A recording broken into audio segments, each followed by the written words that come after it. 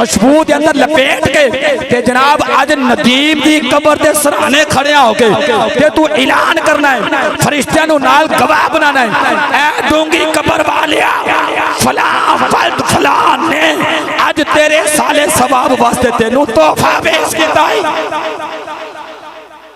किथे लिखे है? मैं कह नमाजा किनियां ने? 5। मैं कह किथे लिखियां ने? रकातां किनियां ने?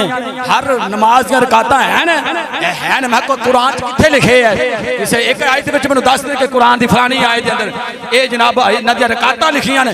केड़ी शै किथे लिखी है? मैं कह तू यही लोड़दा रहा कर, किथे लिखी है? तू तेरे बाबा दादा भी मर गए ने ते तू लोड़दा रहा, किथे लिखी है? ये लोड़दे लोड़दे तू भी मर जाना, किथे लिखी है? तू लोड़दा रहा, असीं साले सवाब पहुंचाते रहने साडे मुकद्दर चे। इस वास्ते किसी वाल कान धर के नहीं सुनना, कोई नहीं देखना। मैं क्या गड्डी नवी चंगी, मैं अक्सर मिलाद दी महफिलां च गल आखना होना, ओए गड्डी नवी चंगी, सूट वास्कट नवी चंगी, ओए जुत्ती दिन दिहाड़े नवी चंगी, पगड़ी टोपी नवी चंगी, घड़ी ऐनक नवी चंगी, हर शै ओए नवी चंगी, लेकिन दीन प्यो दादा दा पुराना ही चंगा। अज जना पुत्र जवान हो जाता, जना 4 जमातां पढ़ जाए, ए जी बस ये जायज है, ये नजायज है, ये जायज है, ये नजायज, इत्थे लिखे है, उत्थे लिखे है। चुप कर जा, जेड़ा प्यो कम करता रहा, जेड़ा दादा परदादा करता रहा, वो तू फिसल जाएगा तो हर चीज तेरे मुंह ते मार दी जाएगी। साडे प्यो दादा ने जुमेरात दा खत्म पढ़िया है तो सानू पढ़ना चाहिए। साडे प्यो दादा ने वलियां दे दरबारां पर जाके अल्लाह दे वलियां दा फैज लैण दा दर्स दिता है, वो सानू लेना चाहिए।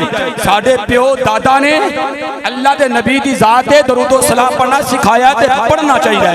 साडे अबाओ अजदाद ने जदों सोहने कमली वाले का नाम होंदा सी ते अखां बंद करके अंगूठे अखां नाल लांदे सन, ओए कमलिया तू भी लाया कर, अब्बे दी भी सुन्नत जिंदा हो जाएगी।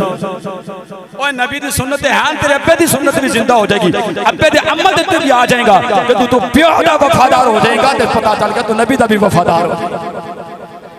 एक सक्का नहीं बनता पिया, प्यो दादे दा नहीं सक्का बनता, नबी दा सक्का किवें हो सकदा हो? इस वास्ते ये जिहड़ी रस्म नहीं जे, ये कोई रिवाज नहीं जे। ए देखो जिन्नी देर असीं आए असीं की कीता है? ओए अल्लाह दा जिक्र कीता है ना, कुरान दी आयतां पढ़ियां ने, रब दी तौहीद बयान कीती है, नबी दी रिसालत बयान कीती है।